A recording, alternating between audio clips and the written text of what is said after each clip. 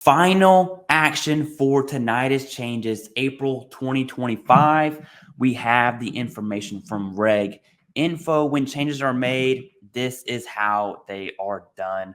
So let's go ahead and just pull up my screen here so you can see it for yourself. Here we go. Schedule for rating disabilities, ear, nose, and throat. And in this video, we're talking about audiology disability, special provisions regarding evaluation of respiratory conditions and respiratory system. I'm gonna have that be its own video, but this one's gonna be tinnitus. All right. And so here we go. We have the recommended change here. Boom. Everyone knows that. We have the comment period. Boom. Everyone knows that from 22. And now we have final action April 2025. Here we go, big dog. Now, what I want to do is talk about tinnitus changes because I don't think they're going to be bad. All right. So that CFR code was 4.87 from the 4.8738 CFR.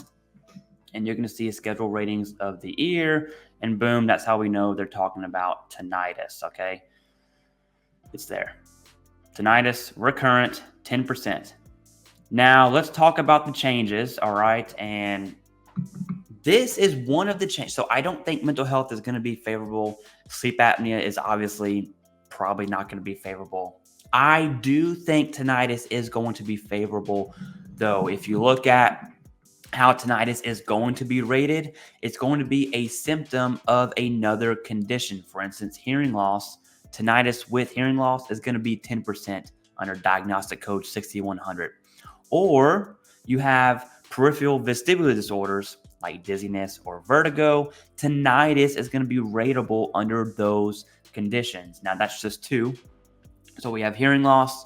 I'm just going to say vertigo because that's a lot easier. And then you have TBI in neurological conditions. So tinnitus is going to be a symptom of one or many of those. And so I think that 10% for tinnitus could turn into 30% for dizziness. In short, now I have a whole video on why I think tinnitus is good. I'm going to link that below in the pinned comment, but that's the synopsis version. A lot of questions I get anytime a change happens is, number one, am I going to be grandfathered in? The answer is yes. If you don't believe me, look at GERD and IBS.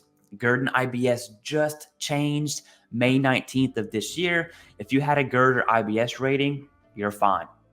Nothing happened to it. Now, the second you start messing with that or you submit for an increase, that's when that grandfather stuff becomes, okay, we're going to evaluate you under the new criteria. And so now the question is, well, how do I know if I want to be evaluated under the new criteria or not? And the only answer to that is you have to understand how the new disability, in this case tinnitus, is going to be rated. Another question I get all the time, I'm 100% P&T, am I fine? Dude, you're P&T.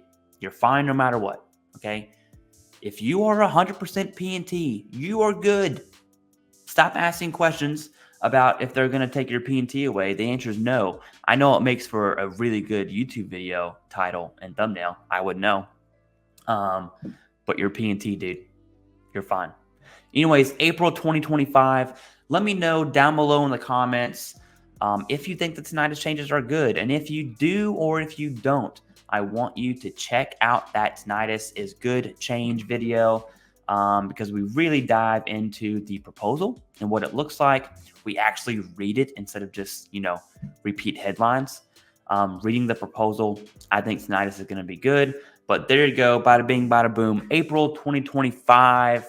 Tinnitus will be now hearing loss, peripheral vestibular disorders, TBI, or other neurological conditions. So prepare.